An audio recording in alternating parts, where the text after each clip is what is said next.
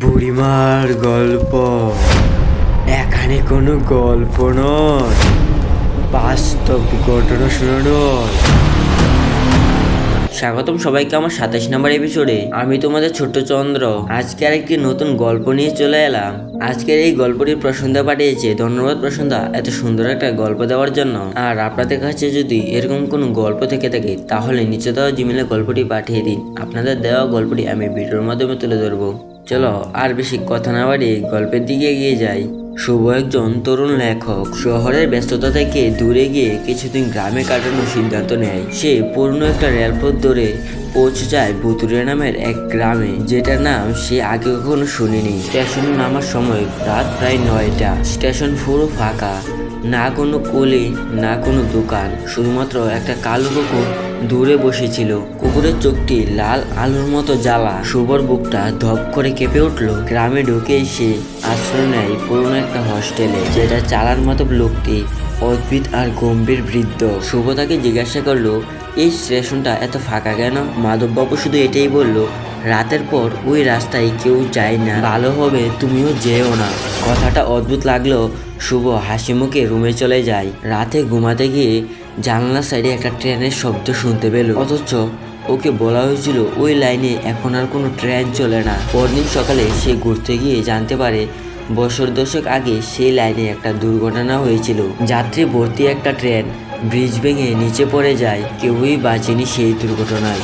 তারপর থেকে রাত 9টার পর সেই স্টেশনে অদ্ভুত ট্রেনের আওয়াজ শুনতে পাওয়া যায়। শুভ ঠিক করলো সে তার নিজের চোখে সেই অদ্ভুত ট্রেনটাকে দেখতে চায়। সে সাহস করে ঠিক করলো রাতের 9টায় সে আবার স্টেশনে যাবে। রাত 8:55 শুভ পৌঁছে গেল স্টেশনে।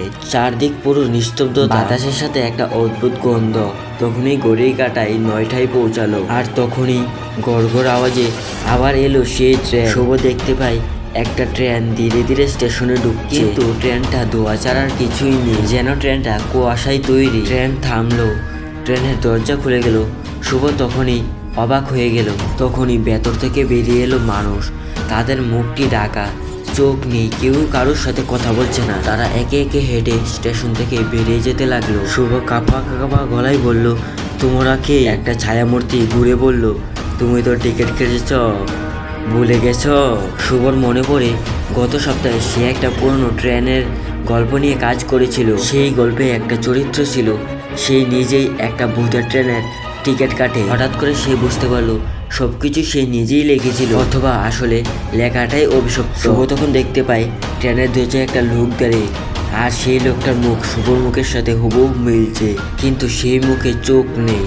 সে বলল, তুই আসলে এখানে কোনোদিন আসিসনি শুভ, তুই ওই গল্পেই ছিলি, তুই আমাদের সঙ্গে চল। শুভ তখন চিৎকার করে ওঠে, কিন্তু কেউ শুনলো না। একটা বাতাস এলো আর ট্রেনটা আবার চলতে শুরু করলো, আর সে নিখোঁজ হয়ে গেল। পরদিন সকালে মাধব কাকু দেখে শুভর রুম পুরো ফাঁকা, শুধু তার বিছানায় পড়ে আছে পুরনো একটা রেলের টিকিট, যাতে লেখা বুতুরিয়া এক্সপ্রেস রিটার্ন টিকিট নেই। আজকের এই গল্পটি এই পর্যন্তই। আর এই গল্পটি কেমন লেগেছে কমেন্টে জানাবেন। আর আপনাদের কাছে যদি এরকম কোনো গল্প থেকে থাকে তাহলে নিচে দেওয়া জিমেলে গল্পটি পাঠিয়ে দিন। আপনাদের দেওয়া গল্পটি আমি ভিডিওর মাধ্যমে তুলে ধরবো। সবাইকে অসংখ্য ধন্যবাদ ভিডিওটা শেষ পর্যন্ত দেখার জন্য।